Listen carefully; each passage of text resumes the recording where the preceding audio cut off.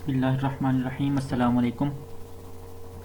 तो आज lecture number 21 है और 15 इडियम्स होंगे और उसके साथ साथ सेंटेंस भी होगा सर। और हमने 450 जो इडियम्स हैं वो कंप्लीट कर चुके हैं। 450 इडियम्स मैंने आपको करवा दिए हैं और अगर आपने सारे सुने हैं तो आपको जो है वो डिफरेंस फील हुआ होगा कि कितना फ़र्क पड़ता है।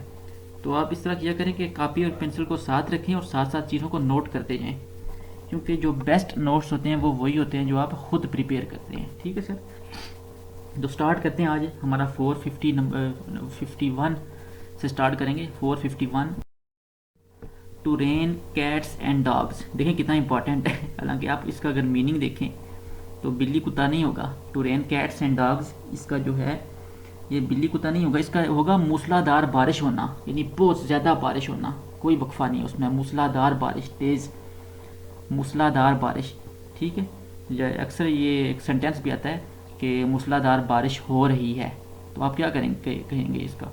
तो इसका ये होगा कि it is raining cats and dogs. ठीक है, to rain cats and dogs. तो इसका हम सेंटेंस बनाते हैं, we can not go out. हम बाहर नहीं जा सकते as it is raining cats and dogs, क्योंकि मूसलाधार बारिश हो रही है। We can not go out at it is raining cats and dogs. We can not go out, हम बाहर नहीं जा सकते as it is raining cats and dogs, बाहर मूसलाधार ना रुकने वाली तेज़ बारिश हो रही है। एट रैंडम इसका मतलब है कि किसी ख़ास तरतीब के बगैर, without any definite aim or pattern. Without any definite aim or pattern, किसी ख़ास तरतीब के बगैर। जैसे आप कोई बुक है ना, उसको खोलते हैं तो आप सफ़े के हिसाब से नहीं खोलते, आप ऐसे ही खोल लेते हैं जो भी पेज सामने आ जाए। तो ये होगा at random. He opened the book at random and started reading. उसने जब बगैर किसी तरतीब की किताब खोली और पढ़ना शुरू कर दिया। ये यानी ये नहीं है कि जिसे जहाँ पर उसने पहले अपनी बुक को ख़त्म किया था वहाँ से स्टार्ट करे, जहाँ भी उसको जो पेज मिला उससे उसने स्टार्ट कर दिया। He opened the book at random and started reading. Rank and file इसका मतलब है आम लोग। ठीक है, कॉमन पीपल, जो आम पब्लिक होती है जो। ठीक है, common people. The rank and file are hard up due to the rise in prices. जो आम लोग हैं, कीमतों के सबब आम शहरियों का हाथ तंग है। The rank and file are hard up, यानी उनका हाथ तंग है। ठीक है, वो मुश्किल से ज़िंदगी गुजार रहे हैं। Due to the rise in prices, ठीक है, महंगाई की वजह से, कीमतों में इजाफे की वजह से। आम लोग, ठीक है, आम लोग। रैंक एंड फाइल, देखें ये बड़ा इंपॉर्टेंट है। The rank and file are hard up due to the rise in prices. Next, read between the lines इसका मतलब है कि सूरत हाल का जायज़ा ले लेना, उसको बांप लेना। कोई पोशीदा, कोई सीक्रेट, कोई ऐसी चीज़ है उसको आप ना खुद अपने माइंड में उसको बांप लें। ठीक है, उसको जज कर लें। कोई ऐसी जो चीज़ आपके सामने ना हो, लेकिन आप किसी का माइंड पढ़ के या किसी की गुफ्तगू से अंदाज़ा लगा के सूरत हाल का जायज़ा ले लें। To guess something that is not expressed directly. ठीक है, इसका डेफिनेशन ये होगी, to guess something that is not expressed directly, जो आपको सामने नहीं आपके एक्सप्रेस हुई, लेकिन आप उसको जज कर लें, उसको गेस कर लें। Reading between the lines, I think that Ali wants to borrow money, यानी अली उसके पास आया, लेकिन उसने ये सीधी उसके मुंह से, अपने मुंह से उससे पैसे नहीं मांगे, लेकिन ना उसने अपनी हालात बताए। तो उस गुफ्तगू से उसने अंदाज़ा लगा लिया उसके दोस्त ने कि ये रीडिंग बिटवीन द लाइन्स, यानी उसकी जो गुफ्तगू थी, उसने पैसे डायरेक्ट नहीं मांगे, लेकिन उसने अपने हालात के बारे में बताया कि यार मेरे पास मेरी जॉब नहीं है, ये नहीं है, वो नहीं है। तो फिर उसने रीडिंग बिटवीन द लाइन्स, जो उसका जो दूसरा दोस्त था, उसने समझ गया कि ये अब पैसे मांगना चाहता है। Reading between the lines, I think that Ali wants to borrow money. Next, rise to the occasion इसका मतलब है कि मुश्किल कोई हालात आ गए हैं तो उसको आप टैकल करें। ठीक है, उन हालात को बर्दाश्त करने की, उनको टैकल करने की सलाहियत पैदा करना। ठीक है, इसका ये होगा। ठीक है, या मौका के लिहाज से हिम्मत पैदा करना, यानी इसकी डेफिनेशन अगर देखें तो ये होगी, to be able to do what is required in a crisis. ठीक है, कि मुश्किल हालात में, क्राइसिस में जिस हद तक हमें जाना चाहिए उसके लिए पहले से तैयार रहना, ठीक है। Rise to the occasion, to be able to do what is required, वो चीज़ उस चीज़ की करने की सलाहियत रखना जो हमें जिसकी हमें ज़रूरत होगी इन ए क्राइसिस, किसी मुश्किल हालात में, किसी ट्रबल में। We should be ready to rise to every occasion, हमें मौका की मुनासबत से तैयार रहना चाहिए। We should be ready to rise to every occasion, we should be ready to rise to every occasion, हमें मौका की मुनासबत से तैयार रहना चाहिए। यानी अगर अच्छा मौका है तो उस लिहाज से हमें अपने आप को प्रिपेयर करना चाहिए। अगर मुश्किल हालात आप देख रहे हैं माजी में मुस्तकबिल में, तो आपको उस सिचुएशन से, उन हालात से अपने आप को तैयार रखना चाहिए, ठीक है। एट द रिस्क ऑफ, इसका मतलब है ख़तरे में डालकर, एट द रिस्क ऑफ, किसी चीज़ को ख़तरे में डालकर कोई काम करना। ही टुक ब्राइब, उसने रिश्वत ली, at the risk of his job, ठीक है, उसने अपनी नौकरी ख़तरे में डालकर रिश्वत ली। He took bribe at the risk of his job, उसने अपनी नौकरी ख़तरे में डालकर रिश्वत ली। ए रोप ऑफ सैंड, ये बड़ा इंपॉर्टेंट है सर, इसका मतलब है कि खोटा सिक्का।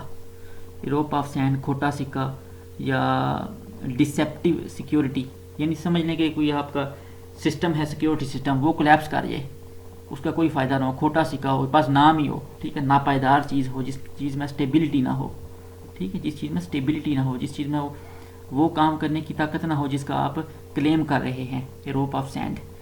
American defence system when came under attack proved to be a rope of sand, ठीक है। अमेरिकन डिफेंस सिस्टम जब when came under attack proved to be a rope of sand, इसकी जो लेटेस्ट एग्जांपल है वो मैं बताता हूँ आपको। इसराइल का आयरन डोम, जो उनका एयर डिफेंस सिस्टम है, ठीक है, तो वो आयरन डोम या defence system when came under attack proved to be a rope of sand, ठीक है। जब हमास ने रॉकेट्स फायर किए तो वो it proved to be a rope of sand, ठीक है।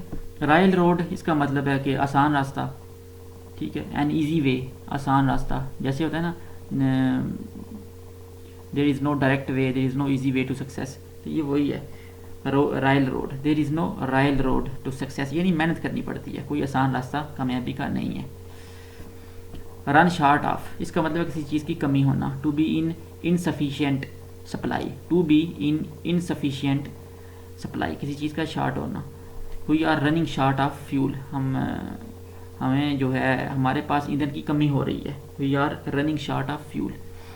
सेफ एंड साउंड, इसका मतलब है बिल्कुल सलामत, ठीक है, सही सालम, विदाउट सफरिंग एनी लॉस, कोई नुकसान के बगैर, कोई लॉस नहीं हो, बिल्कुल सेफ एंड साउंड, सालम, सही सालम अपने घर पे पहुंच जाना। They reached home safe and sound, वो खैर आफियत से घर पहुंच गए। They reached home safe and sound, ठीक। Next, save something for rainy days, इसका मतलब है मुश्किल हालात के लिए कुछ बचा के रखना, ठीक है, मुश्किल हालात के लिए कुछ पैसे बचा के रखना, या कुछ कोई एसेट है आपके पास, उसको बचा के रखना।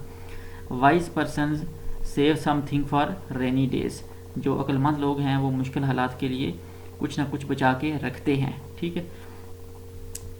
इसके बाद सर आता है बी ऑल एट सी, इसका मतलब है परेशान होना। Be all at sea, to be confused, be all at sea, to be confused या परेशान होना। आई एम, बी की जगह हम एम लगाएंगे क्योंकि ये is am are was were, इसकी जगह पे लगेगा बी की जगह के। I am all at sea with this problem, ठीक है, मैं इस मसले के सबब परेशान हूँ। I am all at sea with this problem, मैं इस मसले को लेके बड़ा सख्त परेशान हूँ। सी आई टू आई, इसका मतलब है पूरी तरह मुत्तफिक होना, agree fully. See eye to eye का मतलब है कि पूरी तरह मुत्तफिक होना, पूरी तरह एग्री कर जाना, दो फ्रीकैन का या दो लोगों का या दो मियाँ बीवी का।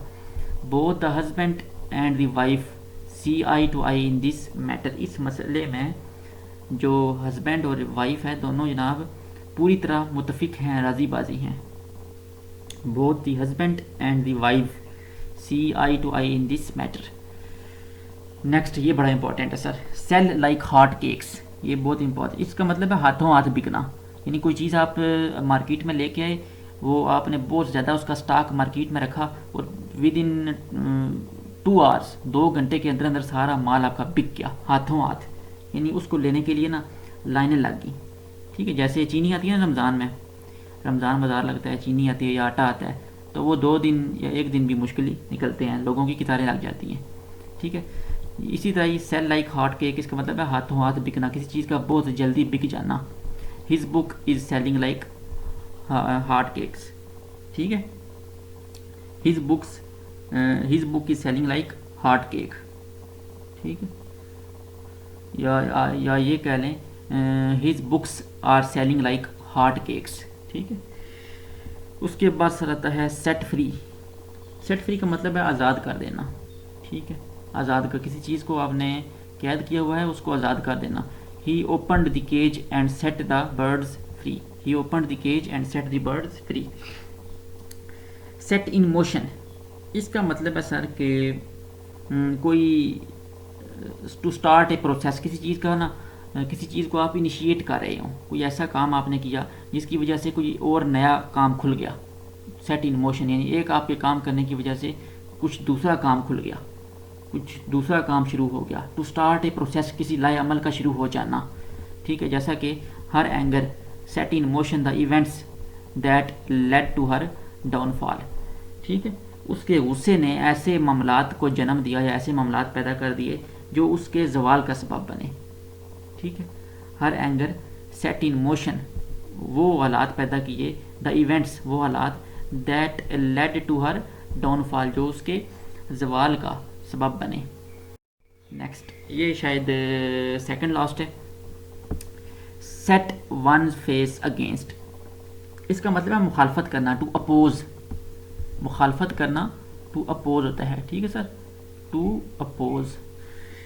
सेट वन फेस अगेंस्ट, इसका मतलब है किसी चीज़ की मुखालफत करना।